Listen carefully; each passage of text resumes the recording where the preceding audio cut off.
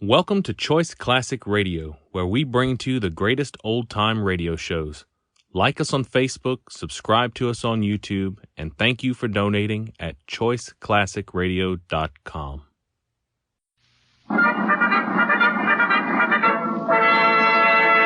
From Hollywood, California, the Lux Radio Theater presents Ronald Colman, Douglas Fairbanks Jr., and Benita Hume in The Prisoner of Zenda.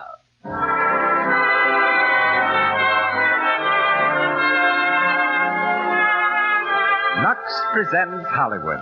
The Lux Radio Theater comes to you with the good wishes of the makers of Lux Flakes. It is your loyalty to Lux Flakes that makes it possible for us to bring you these programs week after week. And every time you buy Lux, I wish you'd remember this. Just a few flakes of gentle Lux make so many suds. Lux is the thrifty care for everything safe in water alone. The thrifty way to do dishes. So it's a smart idea to keep Lux in the three places you use it most. In the bathroom, for stockings, underthings, and the pretty accessories that make you look so dainty. In the kitchen, for your dishes. And the laundry for your dresses and sweaters. Tonight, Ronald Colman, Douglas Fairbanks Jr., Benita Hume, C. Aubrey Smith, Ralph Forbes, and Peter Wills come to us in The Prisoner of Zenda, the great romance, the magnificent adventure of a commoner who played king. Our special guest is Colonel Ivar N. Herning, former diplomat and military attaché, who is technical advisor on the recent screen version of our play. Louis Silvers conducts our music. And now, here's the producer of the Lux Radio Theater. Ladies and gentlemen, Mr. Cecil B. DeMille.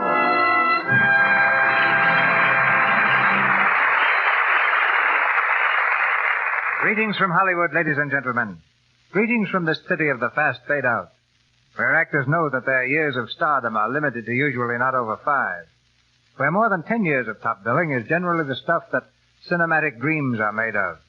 And where Ronald Colman, more popular than ever after 15 years, is regarded as something of a miracle man. Of course, there's a reason for Mr. Colman's enduring fame. And the reason is Mr. Colman himself. A gentleman whose quiet charm matches his talent, and whose head has never expanded under the heat of the spotlight. Ronald Colman was clerking in a London steamship office when the war broke out, during which he served with the Contemptibles, Lord Kitchener's first expeditionary force. He came to America after the armistice with high hopes of becoming an actor, and with $37 in cash. He had only 2 lines in his first American play. But then, success followed success.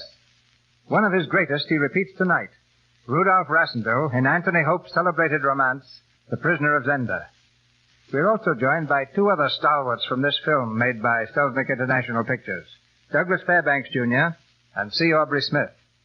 As Rupert of Hentzau, Mr. Fairbanks proves he can parry a thrust with as much vigor as his famous sword-swinging father. The next picture in his brilliant career will be Rulers of the Sea for Paramount. Mr. Smith, one of the ablest character actors I've ever known, plays Colonel Zapt, and Benita Hume, who has starred both here and abroad, comes back to our footlights in the part of Princess Flavia. Ralph Forbes is heard as Michael, and Peter Wills as Fritz. Our curtain's rising now, and the Lux Radio Theater brings you The Prisoner of Zenda, starring Ronald Colman, Douglas Fairbanks Jr., and Benita Hume.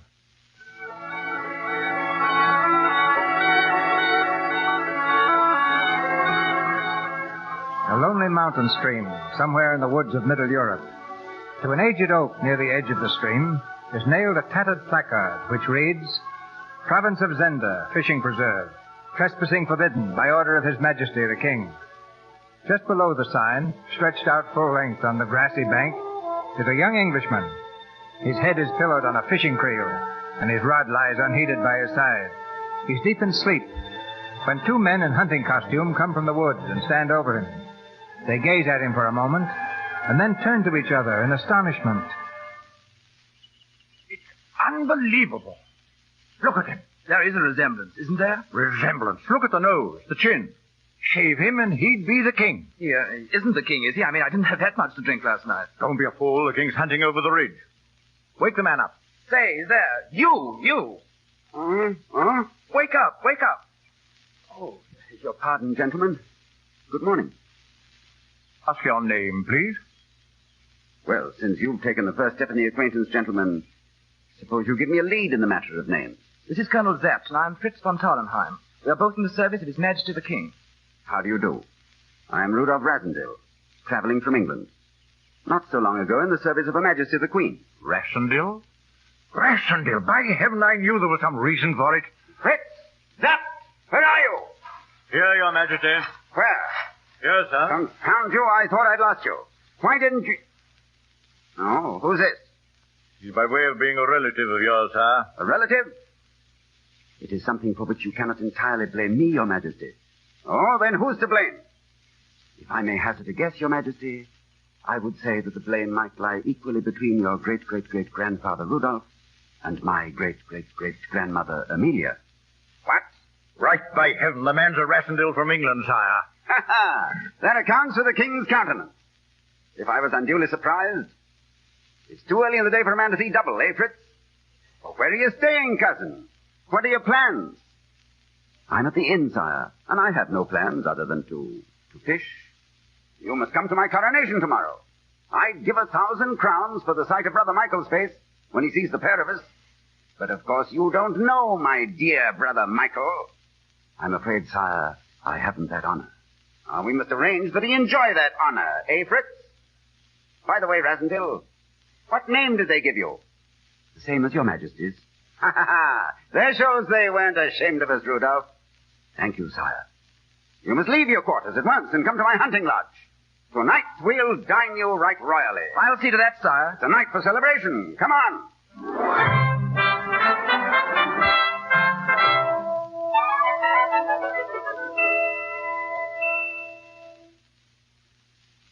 Wine, Joseph. More wine. Yes, Your Majesty, at once.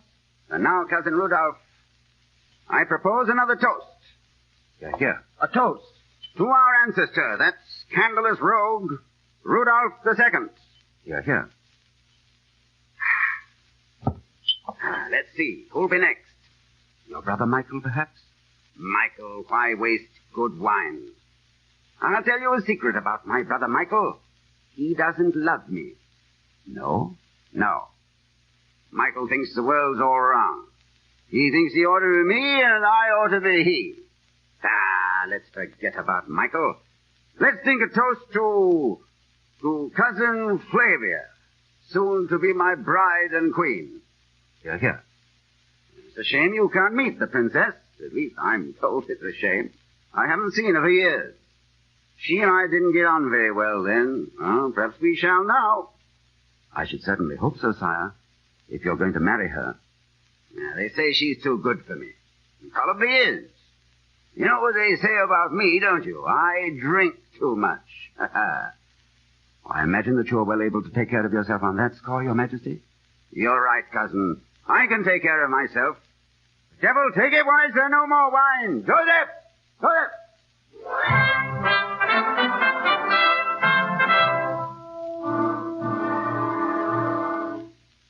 Your Majesty.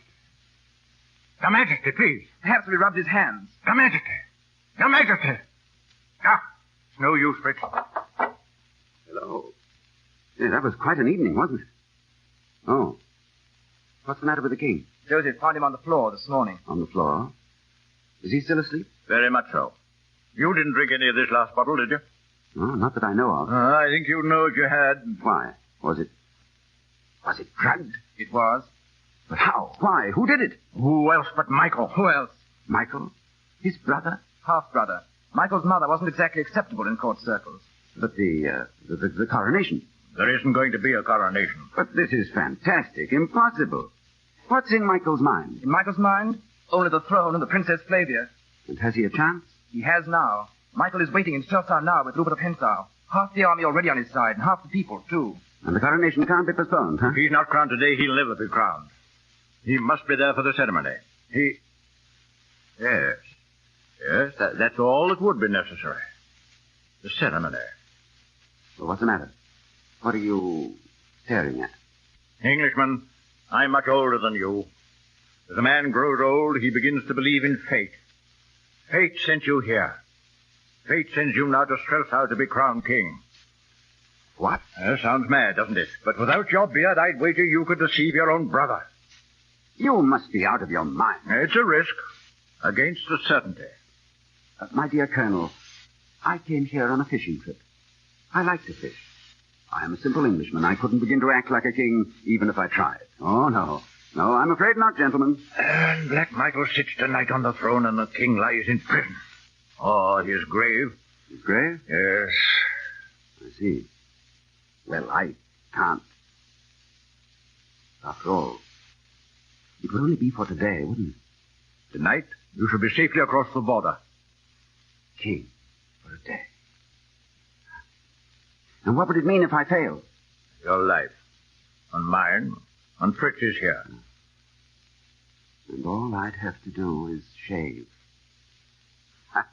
Confound it, I'd become awfully fond of this beard. Then you'll do it? Yes, may heaven help the three of us.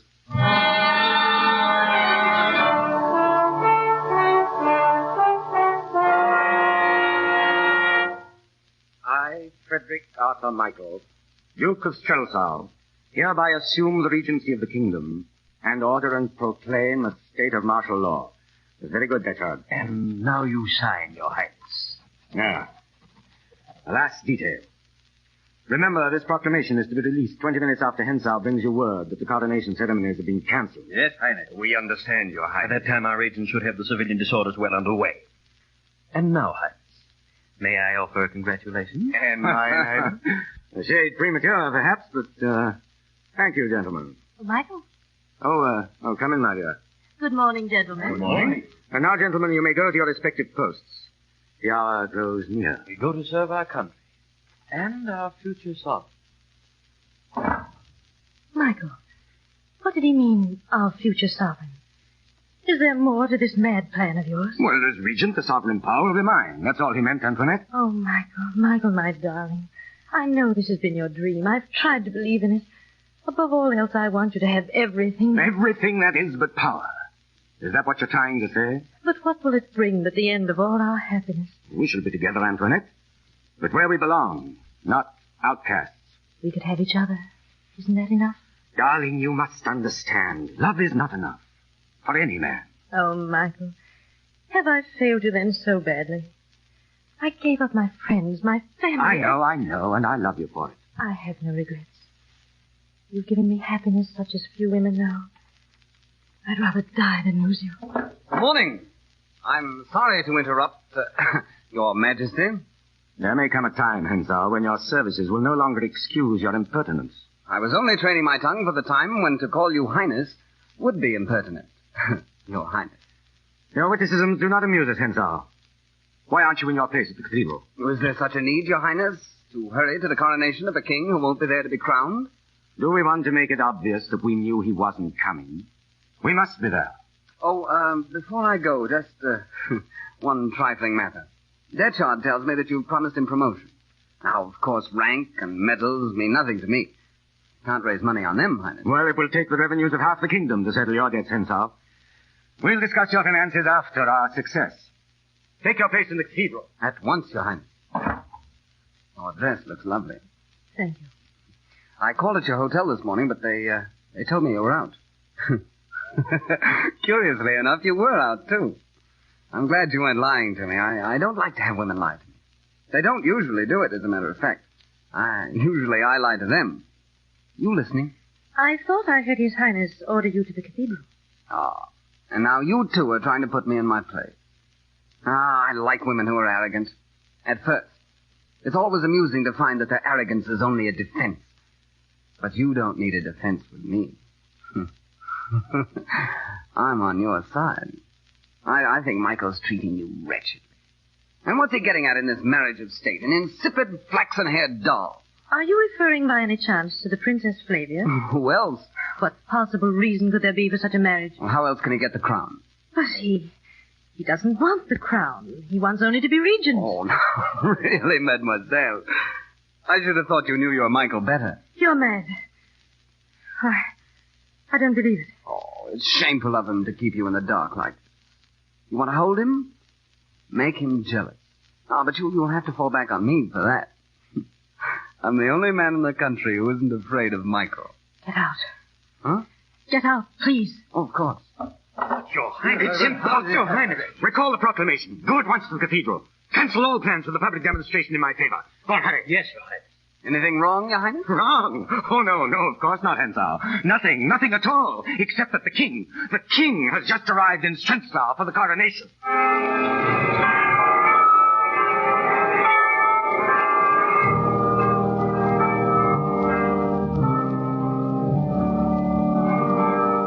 Receive thou this symbol of temporal power, this scepter wielded these many generations by all our chosen sovereigns, sired of the ancient house of Elfberg.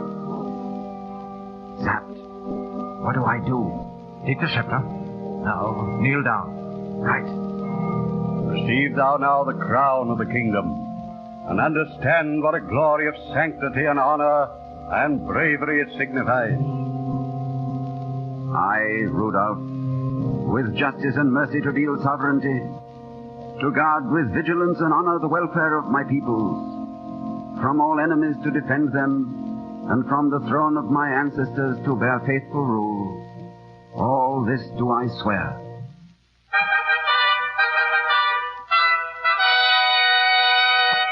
God save the king. God save the king. Zapt, what do I do now? Stand up. Stay where you are. The Princess Flavia must swear her allegiance. Oh, where is she? There, coming towards the throne. Oh, yes. She's beautiful. Careful. I, Flavia, do become thy vassal, swearing to serve thee in truth with life and limb, until death findeth me. So help me God. Do I kiss her? Yes. Now through the church. To the carriage. With the princess? Yes. Good. This way.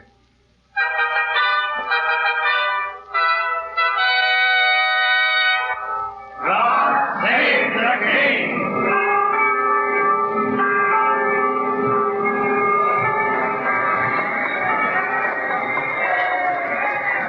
Well, I thought everything went off very well, didn't you? For a coronation. What do you mean?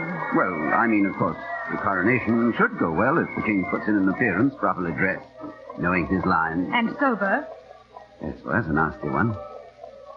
Don't you think you might overlook my past behavior and unbend a little? Don't the people want to see how well we get on together? Why should we deceive them? Oh. You know, I think the luckiest man in this world is the king of this country. Really? You've always seemed to prefer Paris and the Riviera to this country. Ah, but now I'm the crowned and anointed king. New leaf and all that. Among other failings, I've rather neglected you, haven't I? 2 picture postcards in 3 years. Oh, and all this time, Flavia, may I call you Flavia? Well, what a silly... Yes, that was pretty silly, wasn't it? But you see, I've been away for so long, and all this time you were changing into the loveliest girl in Europe. I must have changed since you saw me. I've been thinking the same thing about you. You really looked and acted like a king today. Oh, thank you. Something I confess few of us expected of you. Oh. Well, you see, when I looked at you, it seemed time for the king to settle down and try and live up to his future queen. I think all this ceremony has gone to your head a little, cousin. You're right. It has. I don't know whether I'm on my head or my heels. I only know this is the most wonderful day of my life. And this ride with you... Well, aren't you overlooking something, cousin? What?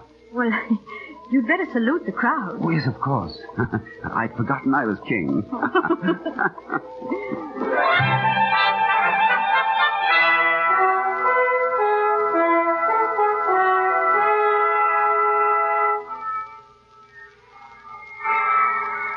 Listen, they're still cheering. They're with you heart and soul. Well, it's you they're cheering. I felt like doing it myself when I saw you. We'd better go, you know. Your guests are waiting. Oh, not just yet. Please. I want to have you to myself for a moment. All day I've been on parade. Cheered at, waved at, stared at. Not a chance to say... Say what? Well, it is enough to make any man lose his head a bit. I am crowned king. I meet the loveliest, the most beautiful... Oh, that isn't what you used to say.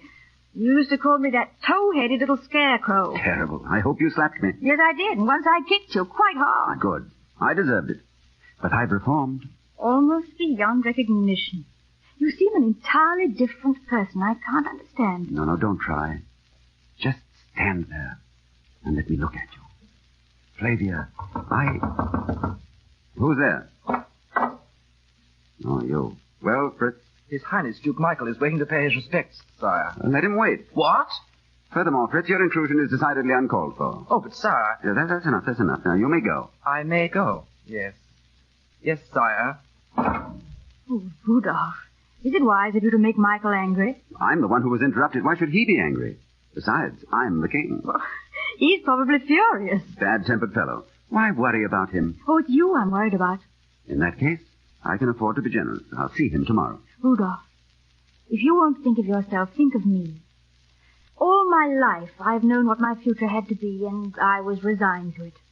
Well, now, I needn't tell you how different it is. Different? I used to dread this day and the future. But now... Flavia, I've been unfair. I didn't mean... I only want you to realize how much your life means to your country. Only my country? Well, and to your friends. Friends? And to your cousin and loving servant, myself. Flavia. Good night. Don't go. But I'll see you tomorrow. Good night, Rudolph. Tomorrow.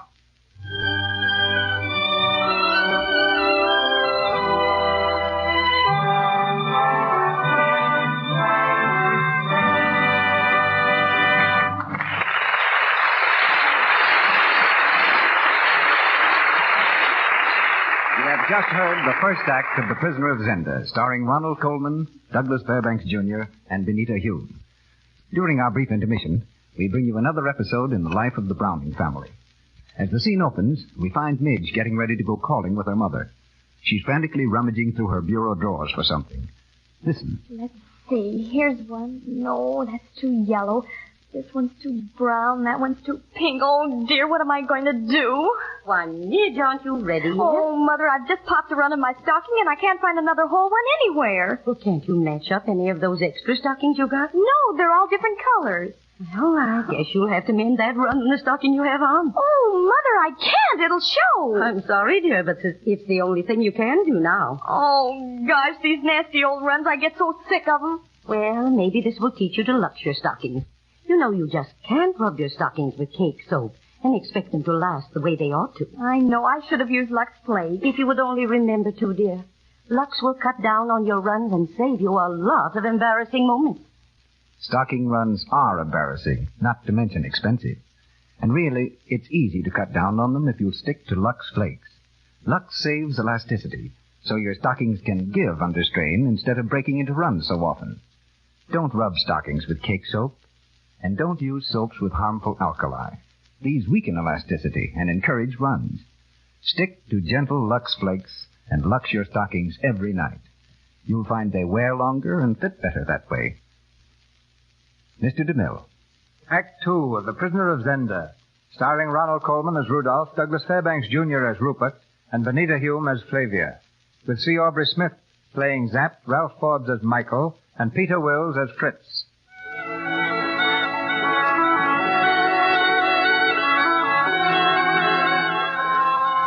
Tomorrow has come, and Rudolph Rassendyll, the impostor king, waits only for the return of the real king before leaving for England.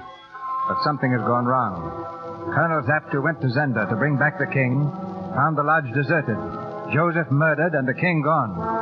Now Zapp faces Rudolph in the palace at Strelsau. Gone? What do you mean, gone? The king's not there. They've taken him away. But Michael's been in Strelsau all day. Still is. That devil Hansel hasn't. Well, then that settles it. They know everything by now. Yes, they know everything.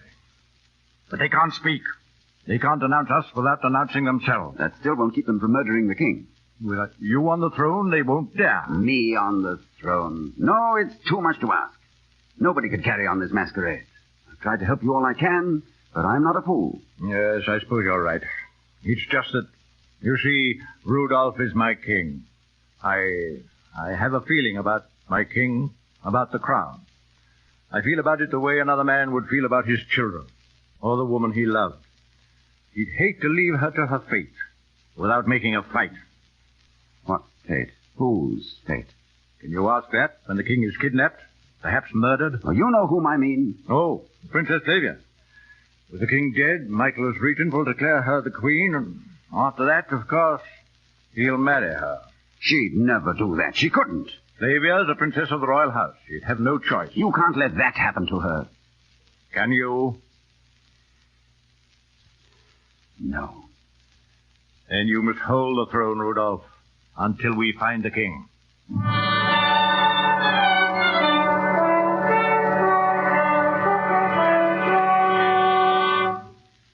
So, Rupert, you've been here in Streslaw. Why haven't you reported to me? Oh, now, would I disobey orders, Your Highness? I went to the lodge at Zenda, and I haven't been out of Zenda Forest since. But the king hasn't been out of Strelsau since. And if you went to the lodge, what did you find there? I found the king. In the cellar. Well and truly drugged. Still there? What happened next must have been Zapp's idea. Tallenheim couldn't have thought of it. What was Zapp's idea? Passing another man off as the king, under your very nose, Highness. What? Odd, a man not knowing his own brother. But I assure you they might be twins. Are you trying to tell me the man I saw crowned is an imposter? Not your type of fiction, I see, Highness. Too incredible.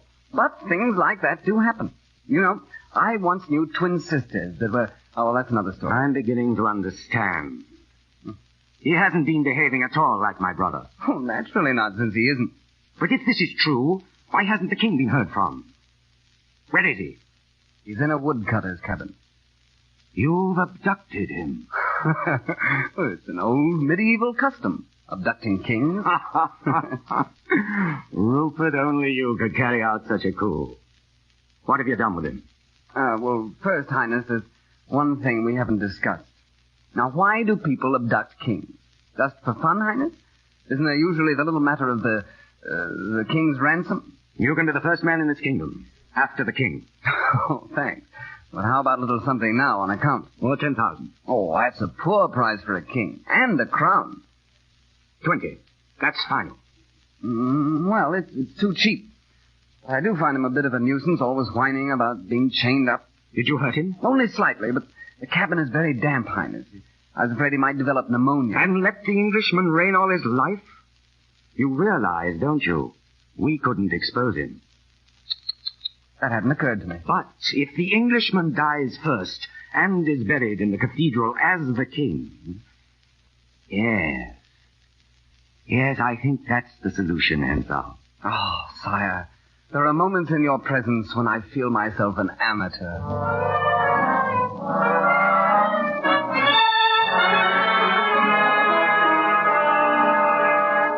Any news, Colonel? No. It's perfectly clear we shall never find the king by watching Michael. Gentlemen, the king is dressed for the ball. Your Majesty. By the way, Colonel, how is my kingdom? Well, it seems from these secret police reports that the people are not entirely satisfied with the way you're handling things. No? I thought I was doing fairly well for a novice. So you are, lad, so you are. But listen to this. The king is much criticized for taking no steps about his marriage to the Princess Flavia. I'm sorry to disappoint the people. And the Princess Flavia. The princess's best friend told me very confidentially that the princess is becoming increasingly offended by your delay in proposing marriage. That settles it. You must speak tonight. I'll not propose tonight or any other night. I refuse to make a fool of the princess. Or myself.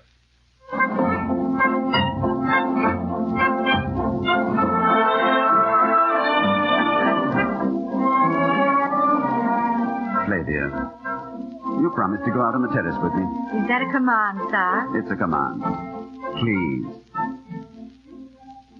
You're very cool this evening. Have I offended you? You've said nothing to offend me, sir. What you really mean is I've said nothing. Is that it? Well, I'm sure you have excellent reasons, sir. Flavia, please try to believe me. I may be the sort of man who'd take advantage of any number of people, even a whole country, but I could never willingly do anything to hurt you.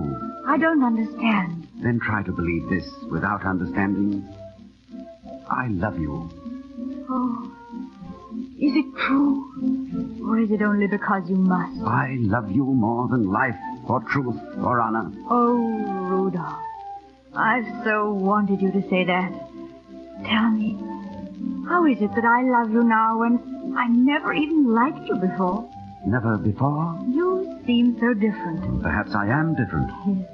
That's what's so wonderful. I wanted you to be different from the Rudolph I knew, the Rudolph I didn't love. And you are. And yet you aren't. But if I were different, if I were not the king... Why do you say that? Could you love me if I were not the king?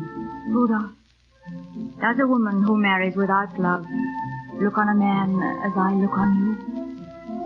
Flavia, I am not. Your Majesty!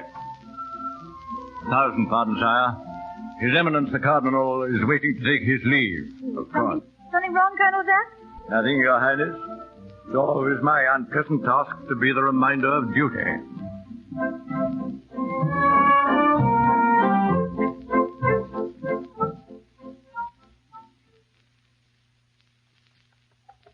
Who is it?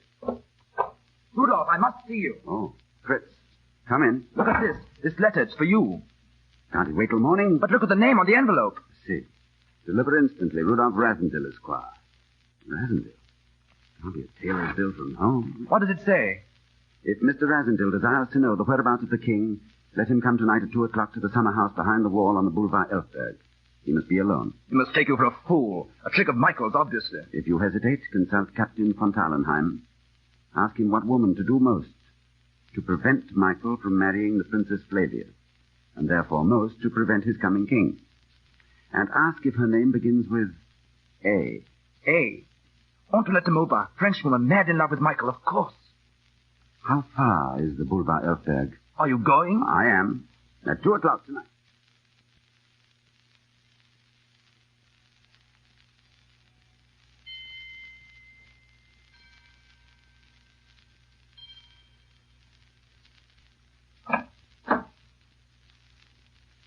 Come in, please. Good evening, madame. Quickly. Well, madame? You've been trapped. I wrote that letter at the Duke's orders. So I thought. 3 men are coming here to kill you. Where's the king? Before I tell you, your word. An English gentleman's word. No harm has come to Michael. Have I your word? Yes, as much as I can give it, if you tell the truth. They're moving the king tonight from a hut in the forest to Michael's castle near Zenda. That's what I wanted to know. Wait. If the castle is attacked, the king will be killed instantly and no trace of his body will be found. Nice chap, Michael. Do you want my help or don't you? I want your help. But how can we rescue the king? Leave that to me. You must have his friends near at hand at his hunting lodge. On some pretext or other, or boar hunting, anything. I'll send you word when to strike. Now go, and quickly. And you? If Michael finds out what I've done, you and I shall not meet again. Good luck. In everything. And to you, with her. They've come. They're too soon. Mr. Rasendil! Mr. Rasendil! Pardon this untimely interruption. I only ask a word with you. It's Rupert of Hensau. Don't trust him. You don't answer to that name, sire. I have an offer for your majesty. We can talk with the door between us, Count Rupert. As you please. On truth, while I offer peace terms. £50,000 in English notes and safe conduct to the frontier. Ah, that seems handsome. Come out, then. I have a good horse for you and the money ready. Just a minute while I think that over. Stand there out of the line of fire. What are you going to do? Sorry, but I'll have to use your tea table as a shield. Do you mind? But how can you possibly... As they start in the door, I'll start out. Oh, they'll kill you. Stand back. Gentlemen, I accept your offer, relying on your honor. If you'll open the door... It's locked. Oh, but it isn't. Come in, gentlemen. Get him! There he goes. Get behind him. Good night, gentlemen.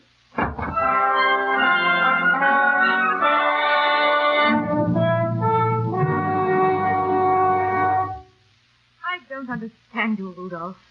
Last night you made me feel that every hour away from me was wasted. But now you're going boar hunting. That's a different thing, I suppose. My darling, did you dream that I was leaving you to go hunting? Well, then you're not going... Well, I'm not going hunting. That is, not just for boar. Well, then what are you going... Oh, Rudolph, it's Michael. Oh, it's nothing. It seems he's hatched a little plot at Zenda. Against you? Oh, darling, you mustn't go.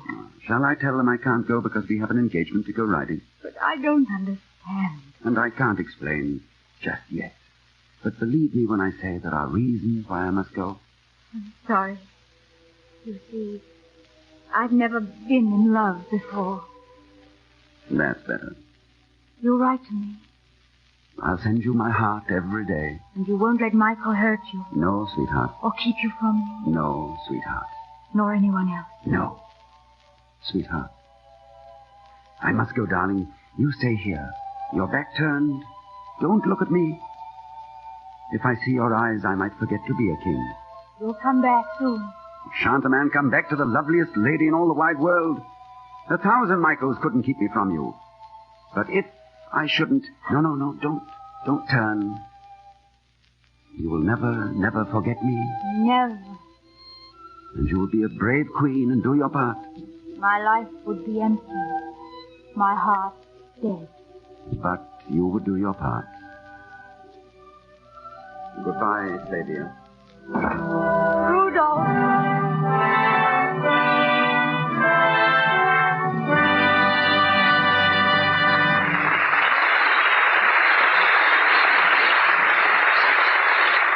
We pause for station identification. This is the Columbia Broadcasting System.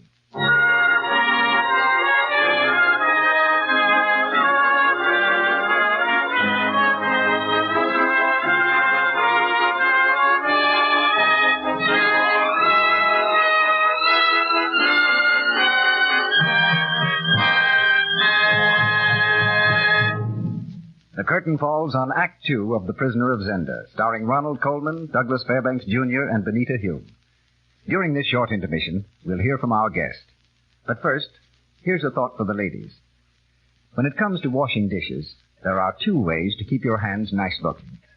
You can hire a maid to do your dishes, and that runs into money, doesn't it? Or you can do your dishes yourself with Lux Flakes, and that'll cost you almost nothing. It's amazing how soft and smooth your hands stay with Lux. There's no harmful alkali, absolutely nothing in gentle Lux Flakes to dry the oils in your skin and make your hands rough and red. Lux is kind to your hands and kind to your pocketbook, because a little goes so far. Lux is thrifty, you know. Here's Mr. DeMille and our guest. Tonight's guest never knew the royalty of our play because they exist only in fiction. But he's met the real-life royalty of practically every kingdom in Europe. He's Colonel Ivar N. Herning, who served in the armies of Sweden and Finland, who was military attaché in Austria and Germany, and who has some 20 decorations for his military and diplomatic achievements. Because of this knowledge, Selznick International Pictures called him in to steer them right in the filming of tonight's play. And we've called him in to tell us how he did it. It was a rather unique job, Mr. DeMille. You see, everything in the picture had to appear absolutely authentic. But since the story is about a kingdom that never existed, everything had to be unauthentic. Uniforms, court ceremonies, the flags, the medals, the military proceedings, all had to be made up to avoid treading on some nation's toes. So we found ourselves in a peculiar position of trying to be right by being wrong. Uh-huh. Will you tell us what royalty actually thinks of the very formal etiquette which surrounds the throne? Kings and queens, Mr. DeMille, don't like formality in their private lives any more than do ordinary people. But in their public lives, they are forced to maintain traditions in the strictest kind of etiquette for the sake of the high office they hold. Will you illustrate your point, Colonel? Well, I believe the sternest advocate of upholding the formalities I ever knew was the late Queen Victoria of Sweden. Once as officer of the guard at the Summer Palace, I was ordered to see her immediately.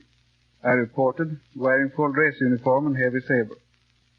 I had misjudged the situation, however, for this was to be a family affair and not a formal public one. The Queen was surrounded by her grandchildren. "We are going to play with the children," she commanded, whereupon one of the princes informed me that I was to be an elephant, and the Queen was to be a tiger. The grandmother Queen got down on her hands and knees. So did I. Everything went along very well until the prince said that the elephant was to eat the tiger. Instantly, his grandmother remembered that she was a queen and I was a soldier. For me to eat her was a little too much. She simply said, "The play is ended." Proving that royalty, like elephants, never forgets. But I knew one princess who often forgot her high station to remember humanity. She was a former Swedish crown princess, Margaret of Connaught. There was a time, for instance, when she was walking down a lonely road near her private palace. A blind peasant woman, who didn't know her identity, stopped and asked the princess to lead her home. The home was a broken-down hut. When they got there, the blind woman asked the princess to read her the Bible, and later asked if she would mind coming back to read to her again. Every day of that summer, the Crown Princess of Sweden visited that hut, bringing gifts and reading to one of Sweden's most miserable subjects, who never knew who her benefactress was. And that, Mr. DeMille, is real nobility. You've shown us the human side of the throne. Ronald Coleman, Douglas Fairbanks Jr., and Benita Hume in The Prisoner of Zenda with C. Aubrey Smith and Ralph Forbes.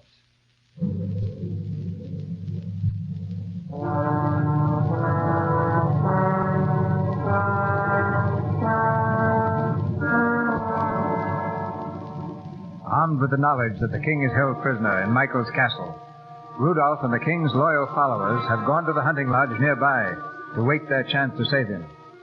Now, in the dead of night, Rupert and Hensau has come to the lodge with a request to see Rudolph in private. Come in, Hensau. The audience is granted. Your Majesty, I bring you your brother's humble greetings and his wish that you enjoy good boar hunting here in Zenda. And his respects, of course, to Colonel Zapt and Captain Frintz, your two principal boars. I am surprised, Hensau, and deeply hurt to hear that you willingly gave up your pistol at the door. Looks as though you didn't believe we trusted you. Oh, I did it for my own protection, Your Majesty, not yours. In the best English plays, the gentleman never attacks an unarmed opponent. Well, what price the crown today? The last offer from my brother was £50,000.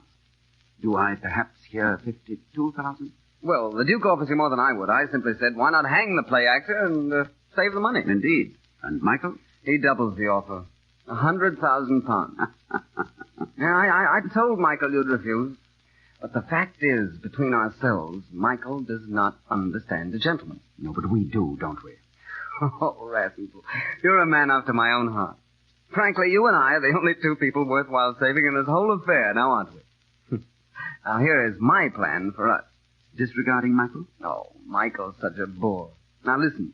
Attack the castle boldly. Go on. Arrange the time with me. I have such confidence in you, of course. Black Michael will fall. The king, well, you don't want to find him. You won't. That's provided for. And your friends, well, if they fall too, then only you and I are left to know the truth.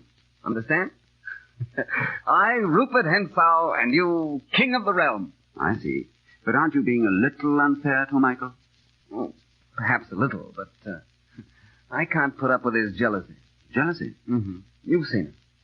Oh, yes, Antoinette. So the Duke gets in your way. Well, that's hardly a fair way of putting it, perhaps. I get in his way. Surely she doesn't prefer the Duke. Yes, the silly creature. Then you're doing all this for love. How romantic. Well, love and your Majesty's gratitude throughout your long and happy reign.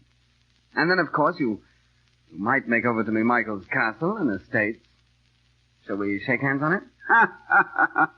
Zap, Fritz, come in and listen to this. I would also promise, play actor, to leave your golden-haired goddess alone until I wanted her. Why, Now, don't get excited, please. You see, I left only my gun outside. I still have this. Touch me with that dagger and you'll be full of holes before you reach the road. It's almost worth the chance. But I imagine we'll meet again, play actor. Perhaps under conditions more favorable to me. Yes, I'm sure that's the only way we'll ever meet. Of course. Good night. Good night.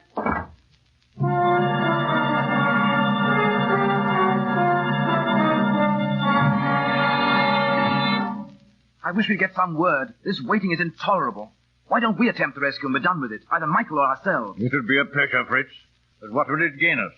Do you think Michael would fall and let the king live? Besides, what justification could I, the king, have for attacking my dear brother Michael? Are we to do nothing, then? We are to do nothing, stupid.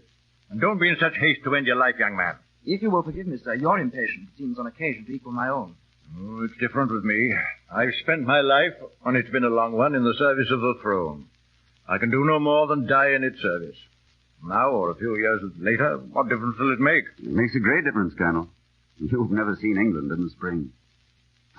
There's a little stream I'd like to show you, too, where the trout... Aye, lad. It'll be a pity if we never get the chance to go there. God grant that you at least may see your own country again. I'm not sure it could ever be the same again. I know, lad. I know. Come in. A man is here who insists he has a personal message for His Majesty. Have you searched him thoroughly? Certainly, sir. Send him in. In here. I'm Colonel Zapp. What is it you want? I have a message for His Majesty from Madame Antoinette de Maubin. De Maubin? Well, what is it? I am to lower the drawbridge at 2 hours past midnight. But the king will be killed at the first alarm. Yes, Majesty. She says before the bridge goes down, one of your men must swim the moat and go to the first room on the left of the corridor. The king is imprisoned there. Yes? That man alone must hold off the guards from murder until the others cross the bridge and get below. Ah. Tell Madame we shall be on the shore at 2, waiting for her signal. Then I will swim the moat. The others will wait until you lower the bridge. Now go. I think I should swim the moat, Rudolph. Right, lad. Can't afford losing both our kings. One king you'll lose tonight. If anything should happen to the king and not to me, your game is up anyway. Oh, no, I swim the moat, Fritz, not you. But if we lose you both, what will become of those of us who are left? They will serve Queen Flavia. And I would to God I could be one of them.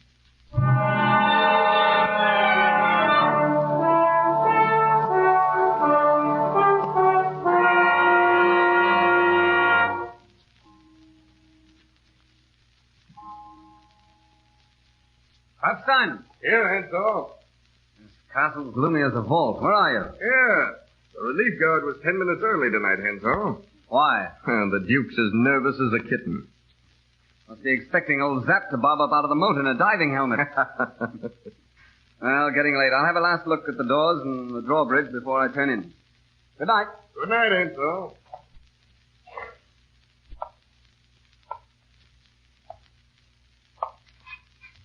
Who's there? Who's there, I say? Sir Ronson. Lohengrin, was that you? All right, my friend. I see you.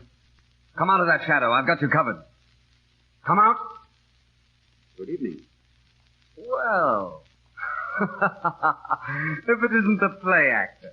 With his tin sword, too. Well, that won't do you much good now. Pity. When did you give up knives for pistols, Hansel? Oh, I carry both now. Extra precautions, you know. They tell me you fancy yourself with a saber. Why not finish me off in more sporting fashion? You might as well face it, Resendel. I'm not a gentleman.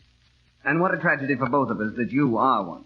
For both of us? Yes, for if you weren't, it would suit me to keep you alive. Oh, how it would suit me. If I were only some king's twin. Ah, well, I'm sorry to have to kill you. I really am sorry. I could be very grateful for my life just now.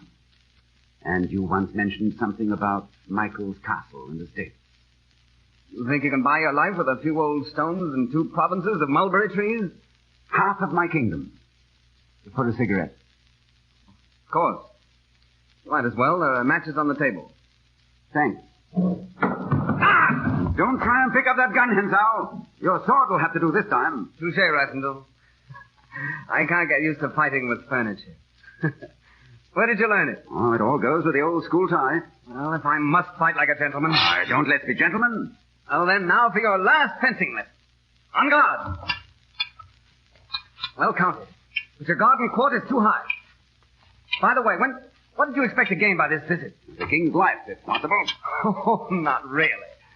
You know, your guard is much too high. I could finish you right now. Not really? Huh. Exit the play act. Exit delayed. Sorry to disappoint you, old man. Why don't you let me kill you quietly? Why quietly? You English are such a stubborn lot. England expects of every man, you know. Well, then, why don't you do it? I have to chase you all over the castle. I take my fencing lesson in my own way. Stand your ground and fight. I'm just prolonging this as long as I can. You're not afraid to die, Rascal. That's not British, you know. It's just my nature. I'm keeping you away from the king until the drawbridge is down. What? Shall we rest now? What did you say? About what? The drawbridge. Oh, that. There he goes. Now, Hensel, I'll stand my ground. By you! On guard! Don't wait too long, Hensel. Captain and his men should be here at any moment. I'll just have time to finish you off. There they are. What's the matter? A Are we resting again? Sorry. I could have done it in another moment, but it's a little too warm for me here now. Au revoir, play actor. Good night.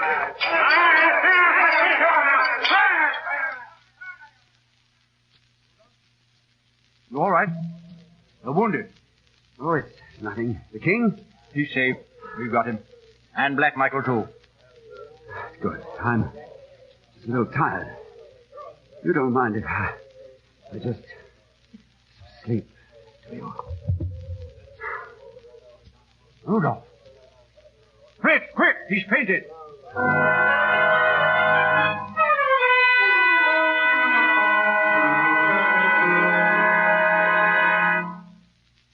Sure you're feeling well enough to travel, Rudolph? Oh, never better. How's the king? He's weak. Still some fever. But we'll soon have him well and back in Strelsau. That's good. Well, my work's done. I can go now. I'll see England again after all that. Wait. Before you leave, Her Highness wishes to see you. Does she know everything? Everything? What did she say? Nothing. She wants to see you.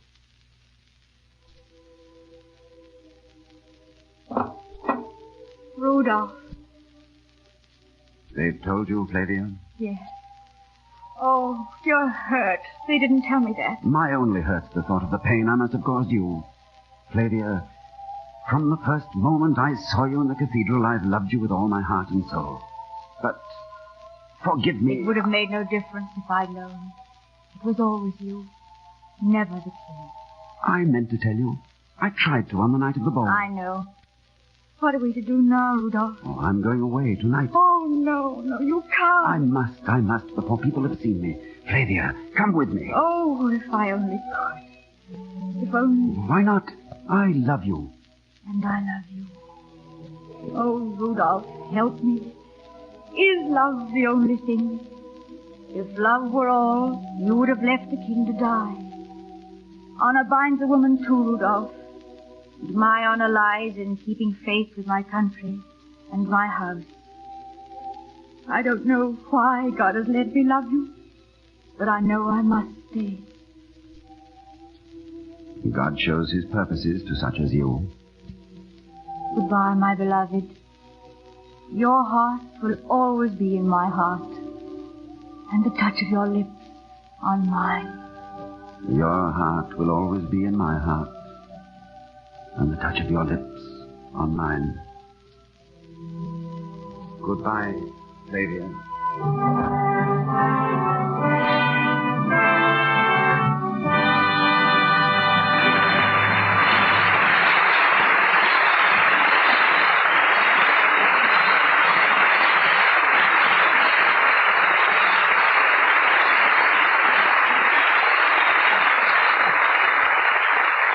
Bring down the curtain on the last act of The Prisoner of Zenda, starring Ronald Colman, Douglas Fairbanks Jr., and Benita Hume. In a moment, our stars return for their curtain call. But first, may I say something to the mothers in our audience, particularly mothers with small babies. I don't have to tell you how sensitive a baby's skin is. You know that it takes very little to irritate it. But here's something you may not know. When you wash baby's clothes with soaps containing harmful alkali, you run the risk of chafing his tender skin. And you certainly want to avoid that, don't you? Then listen to what Mrs. G.E. Knapp of Cheverly, Maryland, who is the mother of triplets, says. My triplets had such sensitive skins that only the mildest soap could be used on anything they wore. I knew from experience that Lux was safe, so I used it for the baby sweaters, dresses, diapers, all their things, and they haven't been troubled with rash. Yes, Lux is safe for baby's things. It has no harmful alkali. You don't risk irritating baby's tender skin. And Lux won't fade colors or spoil the fit of baby's clothes either. It's safe for everything safe in water alone. So keep the thrifty large-size box of Lux Flakes in the house, won't you? And use it for everything baby wears. And for the many nice things you wear, too. Mr. DeMille returns to the microphone with our stars. Rudolph and Flavia said goodbye a moment ago. Suppose we reunite them now as Ronald Colman and Benita Hume, accompanied by Douglas Fairbanks, Jr. To ease the minds of the listeners who may be wondering who played the part of the king and who sounded so much like Ronald Colman, I'm sure it's quite all right to tell them now that the part was played by Ronald Coleman. I could add that you played your dual role to the hilt, Ronnie. Yes, you could, but please don't. Incidentally, Mr. DeMille, I understand you once acted in Zenda, too. I hesitate to use the word act, Benita. However, I appeared in Zenda the first time I ever played before an audience. I also tackled the dual role, which was very easy at the time because my voice was changing. And where was this first DeMille epic produced, C.B.? Oh, in Derling's Hall at Pompton, New Jersey. There was one disadvantage to Derling's Hall, however. It was located over a grocery store. Oh, I'd walk up a flight of stairs any time to see you act, Mr. DeMille. That's very kind, Benita, but the point is that every night the theater was open, the grocery store stayed open, too, doing a land office business in very ripe tomatoes. Proving just one of the advantages of acting on the air. Is it true, C.B., that when Zenda first hit Broadway, it exerted a tremendous influence in the field of matrimony? I know of no play before or since, Ronnie, that has inspired so many gentlemen to pop the question and so many ladies to answer yes. Well, if that's true, Ronnie, think of the havoc you may have wrought tonight. And that's as good a hint as any, Doug, for me to say good night. My thanks, Mr. DeMille, for a most enjoyable evening. Our microphone's always at your service, Mr. Coleman. Good night. Good night, Doug. Thank you, Benita.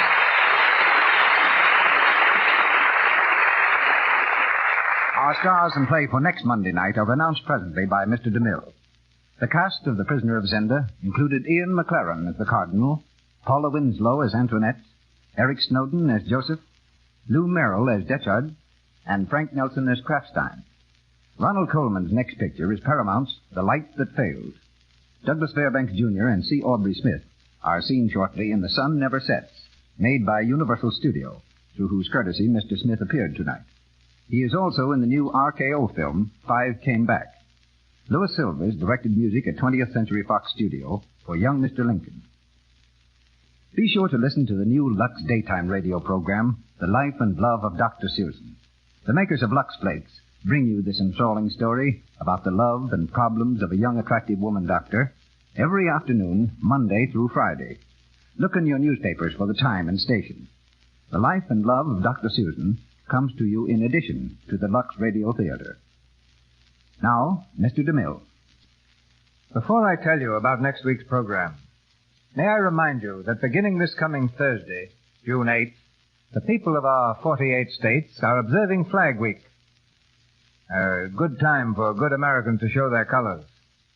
And we hope that you'll join our audience next Monday to hear a most unusual play written by the author of Magnificent Obsession.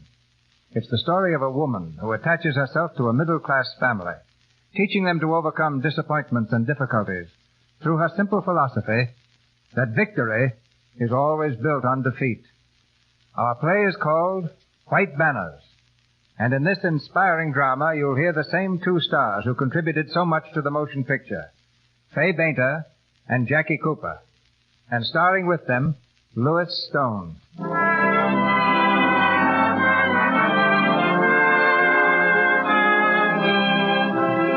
Our sponsors, the makers of Lux Flakes, join me in inviting you to be with us again next Monday night when the Lux Radio Theater presents Fay Bainter, Louis Stone, and Jackie Cooper in White Banners. This is Cecil B. DeMille saying good night to you from Hollywood.